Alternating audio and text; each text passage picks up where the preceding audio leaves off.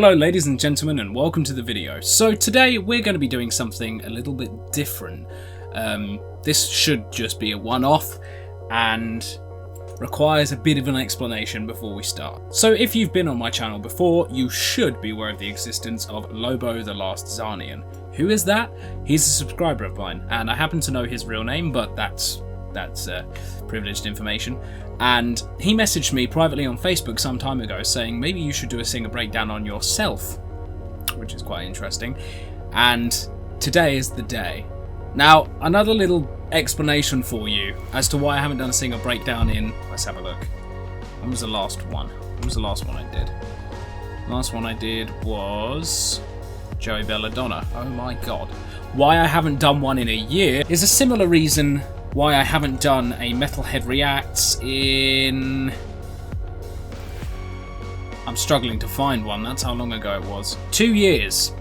I think the last one was Life is Good by Future, and that's because of copyright. So many people have known for quite some time now that the YouTube copyright system is broken. The job it attempts to do is a noble one, and it fails miserably. It's the definition of overkill. Going back to a saying I like to use quite often, it's like hitting a fly with a sledgehammer instead of a fly swat. The YouTube copyright system is completely broken. It goes over the top to ensure that people's copyright is not infringed upon. Now, I've had issues with videos for some time, predominantly Metalhead Reacts, because that involves me watching music videos and listening to music, and the YouTube system detects that and automatically strikes it because it hears that it's there. And when you contest one of those, there is a small chance that your channel will be taken down forever if you're found to be in breach of copyright. Despite the fact that review and education are protected under fair use, sometimes the reward is far outweighed by the risk. So I've had that issue predominantly with Metalhead Reacts, but also with singer breakdowns because I use performance footage to illustrate the point, and sometimes clips from music. But again, it's educational purposes, been heavily edited with that in mind, so therefore, generally speaking, it's protected under fair use, and every one I've done so far, I've won the copyright dispute, so to speak, because it's just the YouTube bot going, "Ooh, there's something wrong here," and then a human looks at it and goes, "No, that's fine." But every time I see the words "your channel may be deleted forever," it panics me a bit. So that's partly why I've lost the motivation to do singer breakdowns. So here's a little consolation. Why don't we do a singer breakdown that can't be copyright struck, because it's fucking me. Here we are, the Joe Curtis singer breakdown. I'm going to keep with the usual format of 4 parts: range, tone, technique, I guess longevity. I'm 22. Sure, we'll have a crack at it. Range. So I've never actually really defined my vocal range. I mean, I have, but I haven't actually sat there and made my way up the piano from lowest to highest. So the last time I checked, the very lowest note that I can hit in chest voice, the very lowest note is an E2. That is the lowest note that I can hit in my chest. I don't count vocal fry because you can't project vocal fry unless you're fry screaming, which is completely different. As far as I know, I've never hit lower than a low E. Or anyone less than a bass is an impressive note to hit.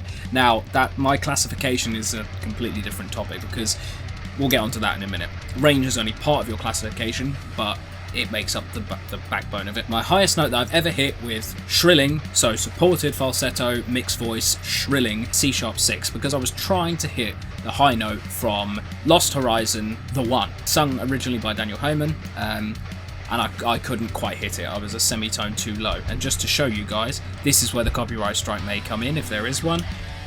Highlander, The One, there it is. So that is a D6. I was trying to hit that note and I undershot it by a semitone. So that is my highest note, C-sharp 6. That gives me a range of 3 octaves and 10 semitones, I believe. So just shy of 4 octaves. If I was to count my fry, I might be able to creak out a C2, but I really don't think that counts. We do count shrieking it out, but we don't count creaking it out on this channel. So yeah, that's the sitch. So E2 to C-sharp 6, that's my range. I don't know if I still have a C-sharp 6 in me. I regularly hit A5s these days for my bands, but I haven't tried to hit C-sharp quite well, and there is quite a distance. Once you get to the very high notes, the distance between them, no matter how small, suddenly becomes more significant. Tone. Well, that entirely depends, as it does with most singers. Tonally, I would describe myself as dark most of the time. I tend to stay quite dark in my tone. Yes, dark, dark, dark. But sometimes I'm a little bit lighter. I mean, when I talk, I'm very bright. When I sing, I tend to be quite dark. Though in recent months, especially with my latest band, Tempest Saint, I tend to be a bit brighter because of the subject material. But I would describe myself as mostly dark. So we're going to show you the first example. I'm going to use a couple of pieces of footage in this video. Mostly Tempest Saint. We're going to have one paradigm on there, which is our live of Bleeding in the Dark, which I'll be talking about my low range for. So tonally, we're going to first take a look at From Ashes Rise by Tempest Saint, which is, this performance was 2 months ago, in May, 17th of May specifically. The video came out the next day. God, I'm going to have fun messing with these levels in the edit.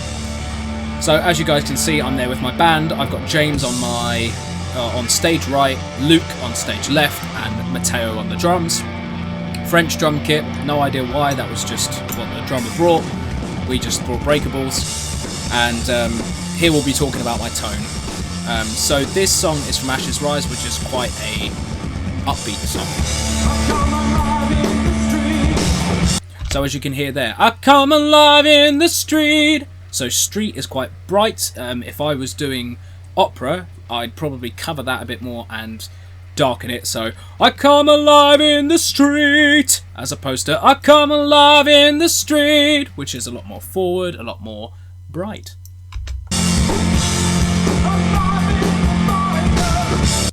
Alive in the fire!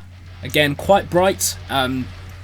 Emphasis on the y in fire, which is a typical thing to do in heavy metal. The plosivity and, I guess, percussiveness of certain consonants and vowels is very important. We always talk about vowel modification, but I don't think many people give enough consideration to the way you pronounce your consonants. With heavy metal, things like y, k, g tend to be quite aggressive. G, I think, is probably the most difficult consonant to sing, because for some reason the way it's made in the throat as a sound has the tendency to throw your voice off. But anyway. Interestingly enough, I overshot the note will there, so it's supposed to be but I will not know peace, as you'll see from this more recent performance. Welcome to my Da Vinci Resolve. So this was when we played at the Beehive in London with Underground Sound. You'll hear me sing Will Not Know Peace, the proper note. Here we go. But I will not know peace. Whereas in the previous performance I sang but I will not know peace or something, so I overshot the note there. But we're not talking about that, we're talking about tonality. So again, quite bright, quite happy, quite upbeat, as is the nature of the song. So that's my tone for that band predominantly. Now let's have a little look at Paradigm. A lot of our songs are much darker. Tempest Saint is a much more hard rocky heavy metal band, proper new wave of British heavy metal, you know, sort of British steel upbeat themes of self-actualization and strength. And Paradigm is a lot more, I guess, a lot more emo in many ways. God, they're going to kill me for that. In the sense that a lot of our songs take on very heavy themes. For example, Forgotten Dust takes on the theme of society has decided to screw the world entirely, and this is our song saying you're a dick if you're a selfish person. My tonality tends to change. Again, the two bands have different themes predominant within them. It doesn't mean I use only one tonality for one band and one different one for another. It just so happens that each band is telling stories with those tonalities more than the other, if that makes sense. Now I'm just trying to find the right live performance. So I finally found the performance I was looking for. So this is a little clip from my Instagram of Bleeding in the Dark by Paradigm. I don't know how you went this way. I know what it means. So you can hear there, I'm singing in a very similar range to the Tempest Saint songs, but it's much darker. I don't know how you went this way. because it's a much heavier theme. So, tonally, I would consider myself a juggler. I juggle my tones based on the song, which is the kind of skill you look for in a good heavy metal singer. And that's why I try to do it, because I try to be the best that I can, and I think it works most of the time.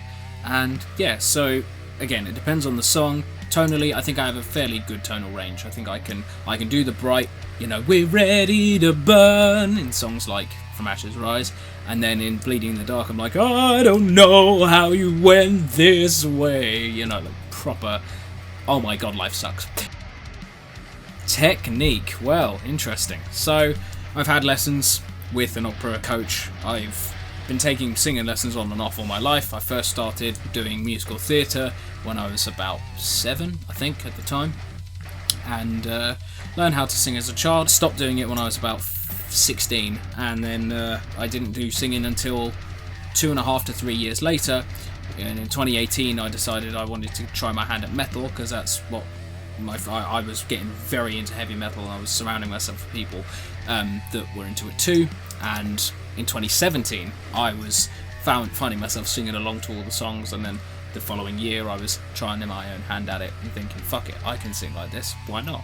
Someone's got to do it. And having remote lessons during lockdown, which is something not many people know. It's a little thing I've kept very, very quiet. I had some remote lessons with a vocal coach in lockdown. When I say some, I mean 4 or 5. And then I've been using practice guides online. Go check out Jeff Rolker, not a sponsor, but I've been using his practices and his practice guides since 2021. To my knowledge, to my memory, 2021 was when I first started using his stuff, and it's absolutely fantastic. Before him, I was using Sulphonic, which is another YouTube channel. So, TLDR, learned as a kid, relearned as an adult, studying opera singing, and then bolstered that by taking some rock lessons remotely and using online practices to keep it ticking over. All rolled into a style that I consider my own. Longevity, well, I'm 22. I don't think I'm old enough to really think about the longevity part of things, and I'll get back to you guys on that when it happens. A little bonus for this breakdown that I want to talk about. So obviously my last video was shrilling, which is the video that I have made to try and create an objective standard for what it means to be a classic metal singer that exists already for fry screaming, false chord screaming, so on and so forth. Whatever the technical side of things is, having one word to encapsulate things that go into that technique makes it much easier to understand what we're talking about, and then you can pick apart the actual techniques involved, whether it's falsetto or supported falsetto or mixed voice. It doesn't matter. If you can define what shrilling is, you can define what goes into it. So that's the idea of what my last video was, and this self-singer breakdown, I want to show myself shrilling to help explain to you guys what I mean a little better. So at the end of our performance, our last performance as Tempest Saint, you will notice at the very end of our song, we always like to end on a cover, so we did Crazy Train. I decided to scream right at the end as a good way to end literally on a high note.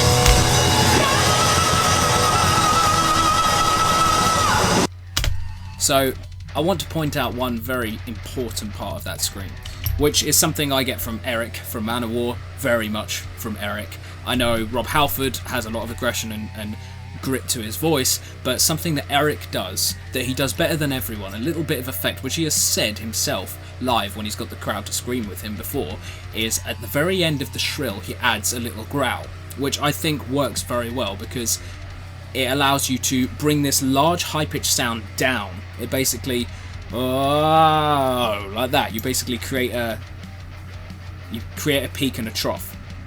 And I'll show you again if you listen carefully. Ah! That's another important element in shrilling. The way you end the shrill is just as important as the way you begin it, otherwise it's just a high note. It's just a high note without the vibrato, the distortion, and that little bit on the end. You don't need that little bit on the end, but that little growl on the end, I think, brings it off nicely. A way of a lot of opera singers bring off notes with a bit of a jump, so like a glottal stop almost. This is a similar situation.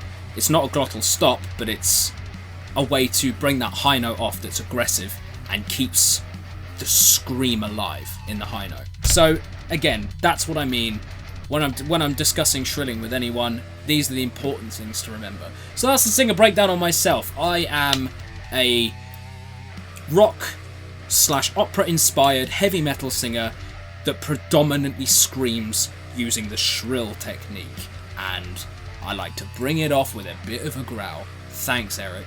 Thank you very much for watching this video. I hope you found some value in it. I hope you guys understand what I mean by shrilling a little better, and I hope Lobo is satisfied that I finally did a single breakdown on myself. So, to recap, range, about 3 octaves, 10 semitones, 9 semitones, give or take. Decent range. Tone, I'm a tone juggler, but predominantly dark, sometimes bright, especially when I'm talking. Technique, opera-inspired rock singer who's taken lessons in both genres. Longevity, you'll have to tune in and find out. We all age. How you weather the storm is up to you. That's a Glenn Fricker quote. And I fully intend to weather the storm well, but we'll wait and see. I hope to do a single breakdown on someone that's not myself soon, sometime in the future.